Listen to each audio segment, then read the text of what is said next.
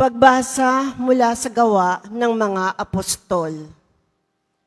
Noong mga araw na iyon, ang mga naghatid kay Pablo ay sumama sa kanya hanggang sa Atenas. Pagkatapos, nagbalik sila sa Berea. Taglay ang bilin ni Pablo kina Silas at Timoteo na sumunod sa lalong madaling panahon.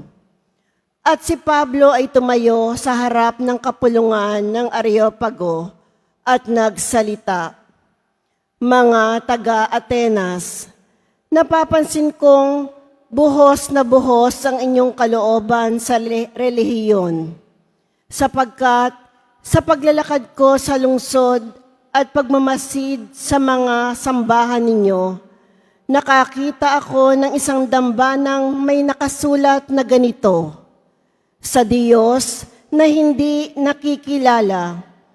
Ang inyong sinasamba, kahit hindi nyo kilala, ay siya kong ipinapahayag sa inyo.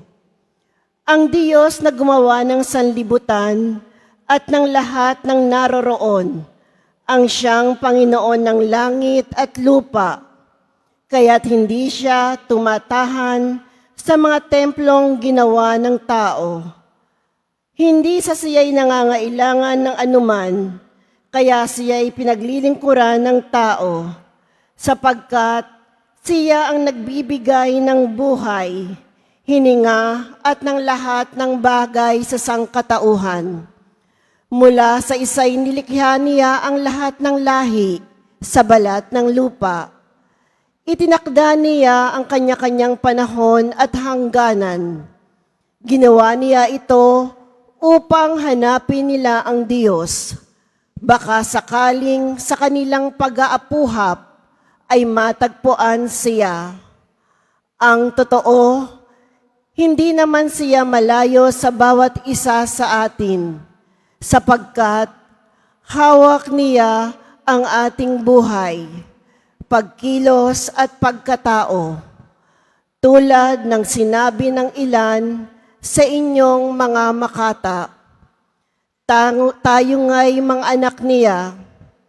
Yamang tayo'y mga anak ng Diyos, huwag nating akalain na siya ay tulad ng larawang ginto, pilak o bato na pawang likha ng isip at kamay ng tao.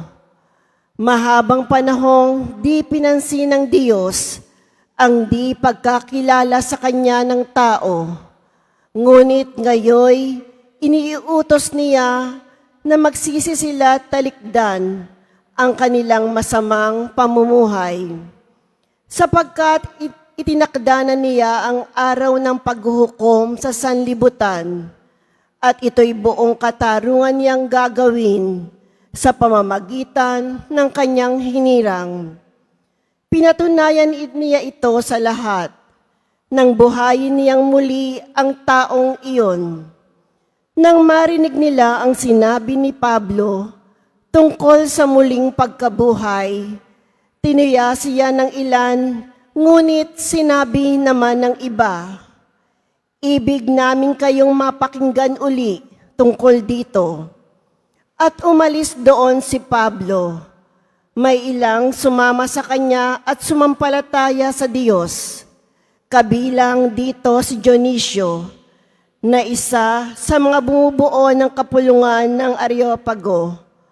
May sumama ring babaeng nagngangalang Damaris at mga iba pa. Pagkatapos, umalis si Pablo sa Atenas at nagtungo sa Corinto. Ang salita ng Diyos. Salamat sa Diyos.